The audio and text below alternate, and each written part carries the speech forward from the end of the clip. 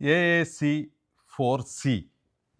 The initial assessment is performed within a time frame based on the need of the patient.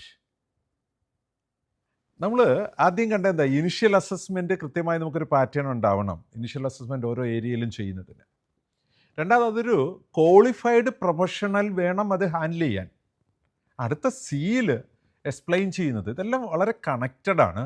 സിയിൽ explain ചെയ്യുന്നത് അങ്ങനെ ചെയ്യുന്ന initial assessment വളരെ defined ആയിട്ടുള്ളൊരു time ഫ്രെയിമിൽ വേണം ചെയ്യാനായിട്ട്. അത് ഓരോ ഡിപ്പാർട്ട്മെൻറ്റിൻ്റെയും അല്ലെങ്കിൽ ആ ഒരു ഇമ്പോർട്ടൻസ്, ആ നീഡ് ബേസ്ഡ് ആയിട്ട് വേണം.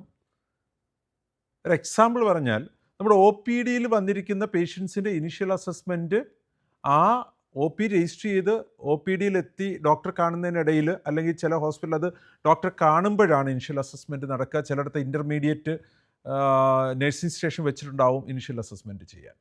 പക്ഷേ നമ്മുടെ എമർജൻസിയിൽ പേഷ്യൻ്റ് എപ്പം എത്തുന്നോ അവിടെ നിന്നാണ്, നമ്മുടെ ഒരു KP ആണ്, കീ പെർഫോമൻസ് ഇൻഡിക്കേറ്ററാണ്.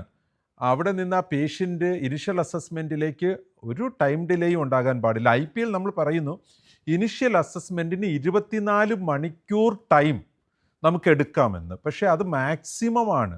അത് നമ്മുടെ KPIs നമ്മൾ അത്രയും ടൈം എടുക്കുന്നു എന്ന് കാണുന്നത് നല്ലതല്ല. ഒരു IPL പേഷ്യൻ്റ് അഡ്മിറ്റായി ആ റൂമിൽ അല്ലെങ്കിൽ വാർഡിൽ എത്തിപ്പെട്ട സമയമാണ് ഇനിഷ്യൽ അസസ്മെൻ്റ് ടൈം. 24 മണിക്കൂർ കഴിയരുത് എന്നാണ് ഉദ്ദേശിക്കുന്നത്. അപ്പോൾ സ്വാഭാവികമായിട്ടും മാക്സിമം ടൈമിൽ പോകാതിരിക്കാൻ നോക്കാം. ഡേ കെയറിൽ അറിയാമല്ലോ, നമുക്കൊരു 6 മണിക്കൂറൊക്കെ ആയിരിക്കും, അല്ലെങ്കിൽ 8 മണിക്കൂറായിരിക്കും ഡേ കെയറിൽ കിടക്കുക. അപ്പോൾ ഒരു പേഷ്യൻറ്റിൻ്റെ ഇനിഷ്യൽ അസസ്മെൻറ്റ് കെയർ പ്ലാനിന് വളരെ ഇമ്പോർട്ടൻ്റ് ആണ്. ആ കെയർ പ്ലാൻ ഇമ്പോർട്ടൻ്റ് ആയതുകൊണ്ട് തന്നെ ഒരു ടൈം ഫ്രെയിം ഉണ്ടായിരിക്കണം. ഇങ്ങനെ ഒരെണ്ണം ഫിക്സ് ചെയ്തില്ലെങ്കിൽ നമ്മൾ വരുന്ന പേഷ്യൻസിന് മറ്റ് ഫെസിലിറ്റീസിനെ കുറിച്ച് അത് അറേഞ്ച് ചെയ്യാനൊക്കെ നമ്മുടെ കുറ്റമല്ല. കാരണം പലപ്പോഴും ഒരു റൂമിലോ വാർഡിലോ എത്തുന്നവർക്ക് വേണ്ടുന്ന മറ്റ് സൗകര്യങ്ങൾ ചെയ്തു കൊടുക്കുന്നത് അവരെ കെയർ ചെയ്യുന്നതിൻ്റെ പാർട്ട് തന്നെയാണ്. പക്ഷേ ക്ലിനിക്കലി അത് എത്രമാത്രം ഇമ്പോർട്ടൻ്റ് ആണെന്നുള്ളതാണ്. ഇനിഷ്യൽ അസസ്മെൻ്റ് ആയിരിക്കണം നമ്മുടെ ഏതെങ്കിലും ഒരു ഡിപ്പാർട്ട്മെൻറ്റിലേക്ക് എത്തിക്കഴിഞ്ഞാൽ നമുക്ക് ഏറ്റവും പ്രിയോറിറ്റി ആയിട്ടുള്ള, കാരണം അതിനെ ഡിപ്പെൻഡ് ചെയ്തിട്ടാണ് നമ്മൾ കെയർ പ്ലാൻ പ്രിപ്പയർ ചെയ്യാൻ പോവുക.